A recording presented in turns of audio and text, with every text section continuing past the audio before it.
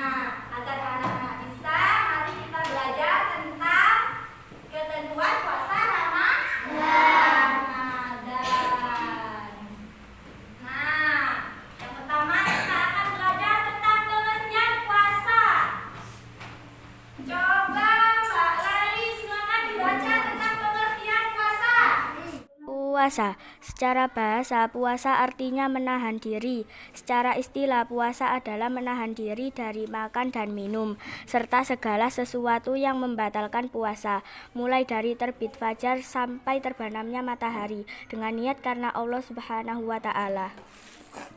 Baik, terima kasih. Pengertian puasa kalau secara bahasa, puasa artinya menahan diri dari sesuatu. Kemudian, kalau secara istilah, puasa adalah menahan diri dari makan dan minum, serta segala sesuatu yang membatalkan puasa, mulai dari terbit fajar sampai terbenamnya matahari dengan niat karena Allah Subhanahu wa Ta'ala. Kemudian yang kedua, syarat sah puasa. Coba Mbak Elis dibacakan.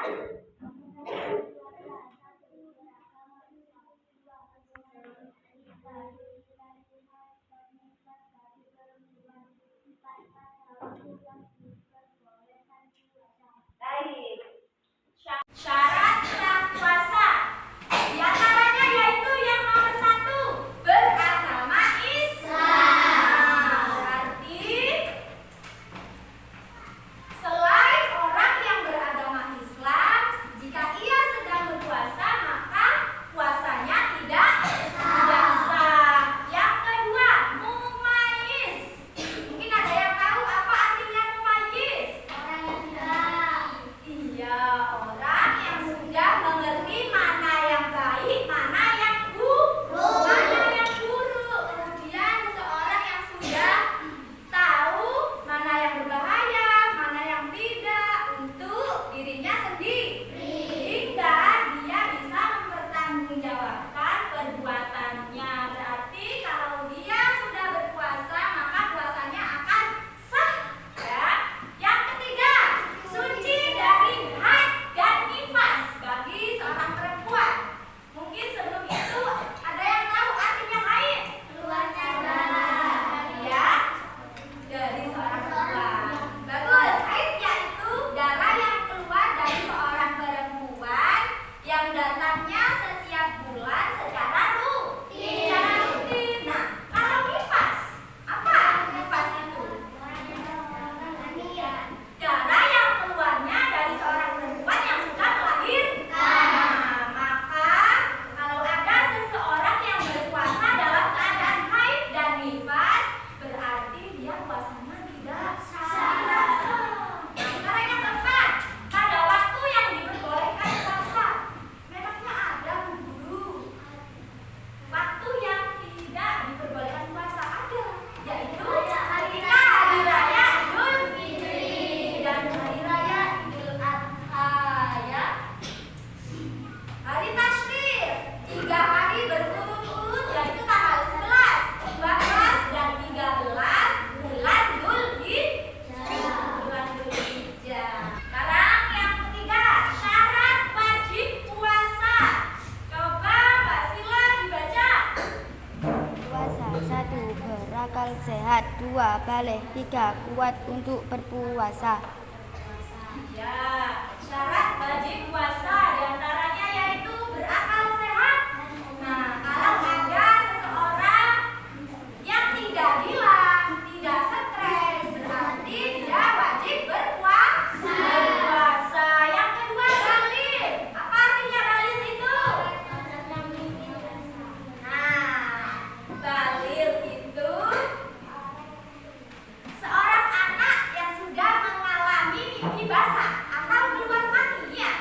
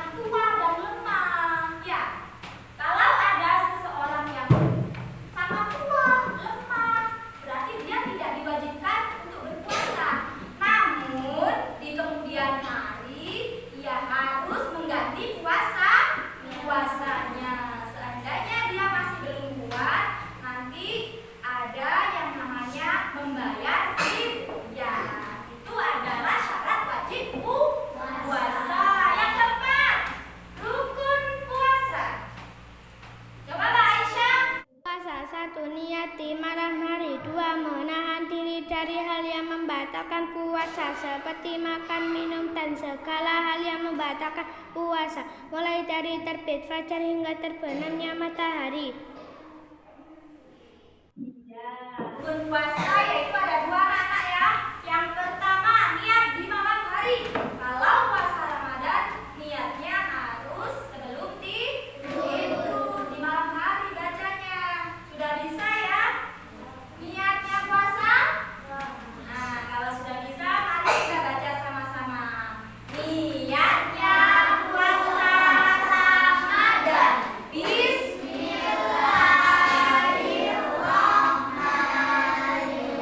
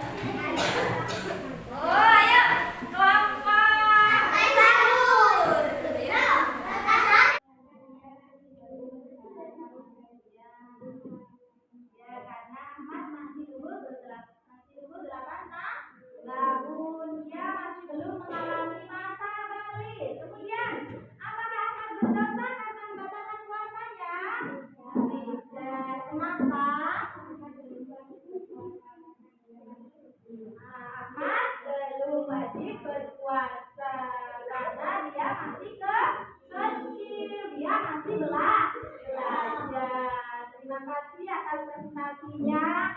Tepuk tangan untuk kita semua. Tadi masalah yang dihadapi yaitu Ahmad berusia 8 tahun dan sedang belajar berpuasa di bulan Ramadan. Namun pada hari ketiga puasa ia merasa sangat lemas saat di sekolah dan akhirnya ia membatalkan puasanya pada pukul 11 siang. Nah, padahal jam 11 siang itu kan sudah dekat dengan waktu zuhur ya. Nah, seharusnya bagaimana anak-anak?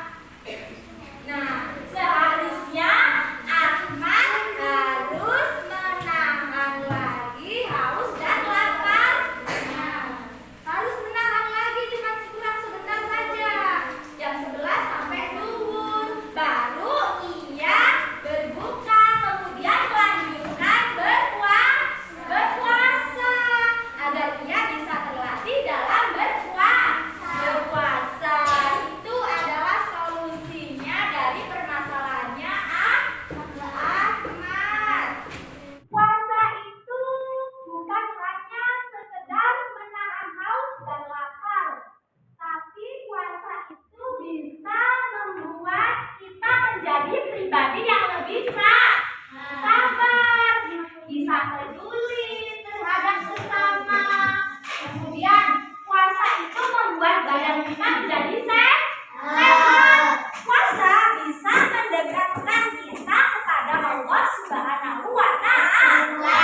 Puasa juga sebagai sarana untuk melebur dosa kita. Maka dari itu, mari kita belajar berpuasa dari kecil. Paham anak-anak? Nah, sekarang anak-anak, Bu Guru punya tugas individu untuk kalian ya. Nah, coba ini nanti dikerjakan secara individu.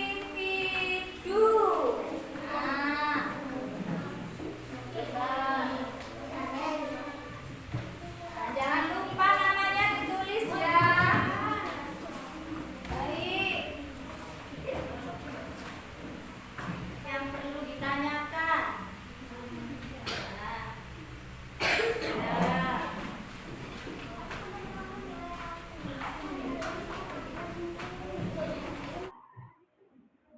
Nah, baik anak-anak, Ibu Guru sudah melihat dari hasil tugas individu kalian.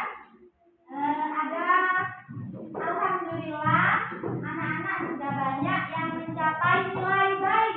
Namun, ada beberapa anak yang nilainya masih kurang baik. Insya Allah, pada pertemuan berikutnya yang nilainya masih kurang, Ibu Guru akan memberikan materi tambahan atau tugas tambahan. Nah, baik anak-anak, coba Bu Guru bertanya ya. Dari pembelajaran hari ini, apakah kalian senang? Senang. Hal apa yang membuat kalian senang?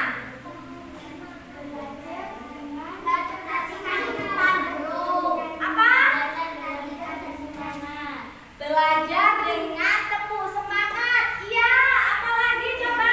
Mempresentasikan di depan. Nah, berpresentasi di depan. Nah, itu ya yang membuat kalian senang ya.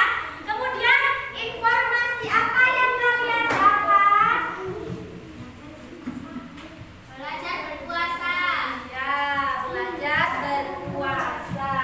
Mari kita simpulkan pembelajaran hari ini.